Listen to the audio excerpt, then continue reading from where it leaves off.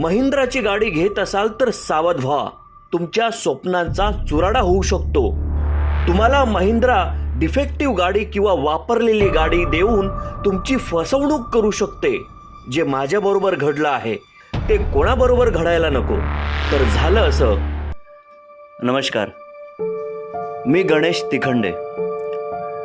मित्रांनो, प्रत्येकाचं स्वप्न असतं की ड्रीम कार घ्यायची, परंतु ती ड्रीम कार जर आपल्या बायकोच्या वाढदिवसाच्या दिवशी किंवा आपल्या मुलीच्या वाढदिवसाच्या दिवशी जर आपल्या घरी आली तर तो आनंद हा दुप्पट तिप्पट असतो.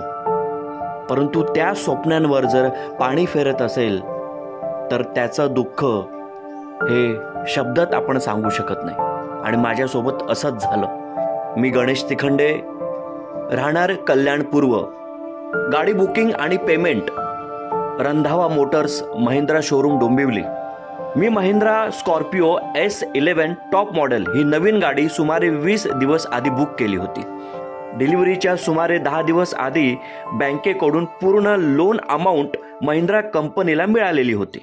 खास डिलिव्हरीची अट ऐका. मुलाचा वाढदिवस. शोरूममधील एक्झिक्युटिव्हला स्पष्ट सांगितलं होतं की 6 जानेवारी 2026 रोजी माझ्या मुलाचा वाढदिवस आहे आणि सकाळी 11 वाजता माझ्या मुलाच्या 6व्या वाढदिवसाच्या निमित्ताने मला गाडी हवी आहे आणि याचे ठोस पुरावे सुद्धा माझ्याकडे आहेत. आणि मला 100% ॲश्युरन्स दिलं गेलं की गाडी वेळेवर तयार असेल.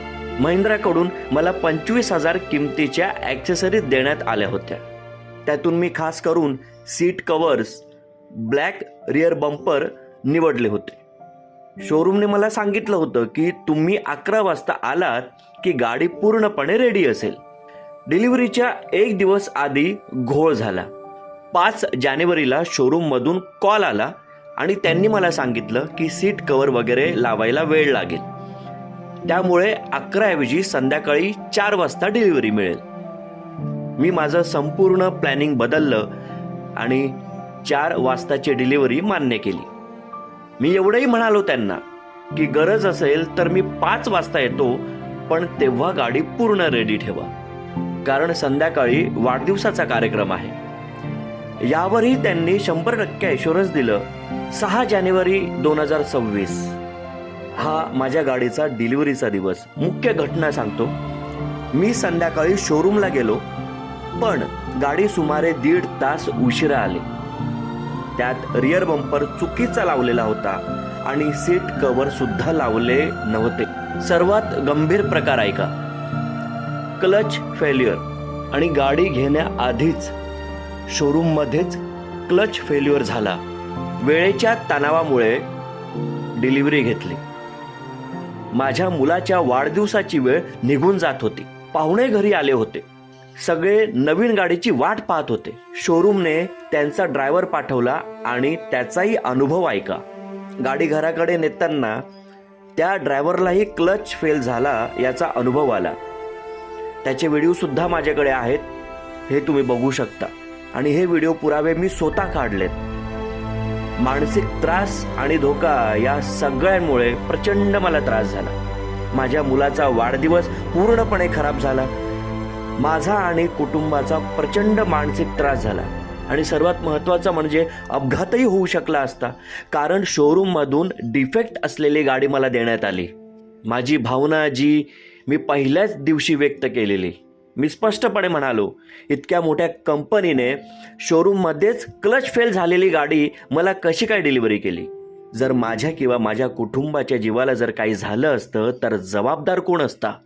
त्यानंतर त्यांनी गाडी घेऊन जाऊन रिपेअर करून देण्याचा तगादा लावला. मी म्हटलं की मला गाडी नवीन पाहिजे. शेवटी ठरलं की आम्ही गाडी रिपेअर नाही करणार, फक्त काय झालं याचं कारण शोधण्यासाठी आम्ही गाडी नेतोय.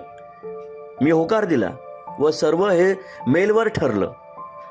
त्यांनी सुरुवातीला 2 मेकॅनिकल पाठवले. त्यांनी त्यांच्याकडून प्रयत्न केला, परंतु त्यांच्याकडून काही झालेलं नाही. त्याचा सुद्धा व्हिडिओ माझ्याकडे आहे व ते तुम्ही बघू शकता. पुन्हा शेवटी टोचन करून नेण्यासाठी गाडी बोलवली आणि गाडी सोसायटीमधून टोचन करून घेऊन गेले. तो सुद्धा व्हिडिओ तुम्ही बघू शकता. मी त्या गाडीच्या बरोबर शोरूममध्ये गेलो. गाडी तिथे टॉवाल्यांनी उभी केली. त्यानंतर त्याच वेळेला माझं मॅनेजमेंटबरोबर मीटिंग झाली. मी त्यांना तेव्हाच सर्व परिस्थिती सांगून मला गाडी नवीनच हवी आहे हे मी सांगितलं. परंतु त्यांनी गाडी चेक करण्याची परमिशन मागितली. मी ती त्यांना मेलवर दिली आणि स्पष्ट केलं की माझ्या परवानगीशिवाय गाडी रिपेअर करायची नाही, कुठलाही पार्ट बदलायचा नाही. त्यांनी तसं मान्य करून मला मेलवर कन्फर्मेशन दिलं, ते सुद्धा तुम्ही बघू शकता. त्यानंतर त्यांनी मला 12 तारखेला म्हणजेच 12 जानेवारी 2026 रोजी मीटिंगला बोलवलं. मी गेलो असता त्यांनी सांगितलं की आम्ही गाडी रिपेअर केली आहे व एक पार्ट बदललाय. पार्टचा फोटो सुद्धा आहे, मीटिंग झाल्याचा व्हिडिओ सुद्धा आहे, ते तुम्ही बघू शकता. व गाडी रन करून सुद्धा पाहिलं असं त्यांनी सांगितलं आणि तुम्ही आता गाडी घेऊन जाऊ शकता असा तगादा लावला. मी त्यांना म्हणालो की मी मुळात माझ्या परवानगीशिवाय गाडी का रिपेअर केली आणि मला गाडी नवीन हवी असं बोलून मी निघून आलो होतो. 20 तारखेला पुन्हा मीटिंग झाली, म्हणजेच 20 जानेवारी 2026ला पुन्हा एकदा मीटिंग झाली. त्यातही त्यांचं म्हणणं तेच होतं आणि माझंही तेच म्हणणं होतं. त्यानंतर महिंद्राचे कस्टमर केअर, मॅनेजमेंट व रंधावा मोटर्सचे डायरेक्टर बरोबर माझी मीटिंग झाली 22 जानेवारी 2026 तारखेला. त्यांना पुन्हा मी पूर्ण परिस्थिती सांगितली व त्यांनी शेवटी तेच म्हणाले की आम्ही गाडी बदली करून देऊ शकत नाही. म्हणजे एक सामान्य माणूस कष्टाच्या पैशाने गाडी घेऊन आनंदाच्या भावनेचे मनोरे बांधतो आणि ते मनोरे सामान्य लोकांकडून कमवलेल्या पैशाने गडगंज झालेल्या धनाढ्य लोक एका मिनिटात पाडतात आणि तेही कुठल्याही गोष्टीचा विचार न करता. म्हणून मी ठरवलंय की अशा लोकांना कायदेशीर मार्ग दाखवायचा. तर मित्रांनो, यावर मी काय केलं पाहिजे, यांना कसा धडा शिकवला पाहिजे याचं मार्गदर्शन तुम्ही मला करा. मी माझा मोबाईल नंबर सुद्धा इथे दिलेला आहे, तुम्ही मला कॉल मेसेज करू शकता.